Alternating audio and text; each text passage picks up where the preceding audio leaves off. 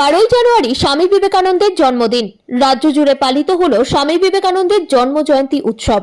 এদিন দক্ষিণ দমদম পৌরসভার 21 নম্বর ওয়ার্ডে স্বামী বিবেকানন্দ সেবা সংঘের পক্ষ থেকে রক্তদান উৎসবের মধ্য দিয়ে পালিত হলো স্বামী বিবেকানন্দের জন্ম জয়ন্তী উৎসব। এই অনুষ্ঠানের প্রধান পৃষ্ঠপোষক ও 21 নম্বর ওয়ার্ডের পৌরমাতা অঞ্জনা রক্ষিতের তত্ত্বাবধানে ও এই ওয়ার্ডের টিএমসি সচিব প্রণব দে এর ব্যবস্থাপনায় আয়োজিত এই রক্তদান উৎসবে বহু মানুষ এদিন স্বেচ্ছায় রক্তদান করে।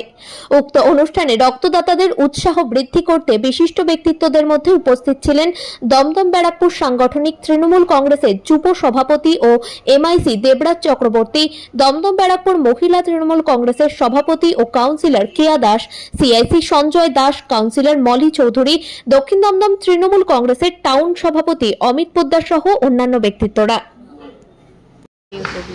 প্রথমেই বাবুকে ধন্যবাদ জানাবো, কারণ আমি এই ওয়ার্ডের কাউন্সিলর বটে, কিন্তু আমার সমস্ত কাজকর্ম যা উন্নয়ন আছে যা আছে সবই বাবুই দেখে। ওকে এই জন্য একটা ধন্যবাদ। আর স্বামী বিবেকানন্দ সেবা সংঘের পক্ষ থেকে আজকে এই অনুষ্ঠান করা হয়েছে। এটা একটা সেবামূলক অনুষ্ঠান এবং আমরা সকলেই জানেন যে পৌরপ্রতিনিধিদের অনেক কিছু করতে হয়, জনপ্রতিনিধি হয়েছে যখন, কিন্তু এমন যেমন ক্লাব সংগঠন আছে, কোনো পাড়া কমিটি আছে, এই ধরনের যারা আছেন তারা এই ধরনের সেবামূলক কাজ করেছেন, সেটা সত্যি অপরিহার্য। আমি চাইবো এই সেবা সংঘ ক্লাব প্রতি বছর যেন এরকম সেবামূলক কাজ করে থাকেন। শুধু রক্তদান নয়, যদি মানুষকে কোনো গরম জামা কাপড় দিতে হয়, কোনো স্টুডেন্টের বইয়ের দরকার হয়, কোনো পেশেন্টের ওষুধের দরকার হয়, আমরা যেরকম করি এরাও যেন সেরকমভাবে করে। আর এরা যেন ভালো থাকে, সুস্থ থাকে আর তন্দুরস্ত দৌড়ে দৌড়ে কাজ করে।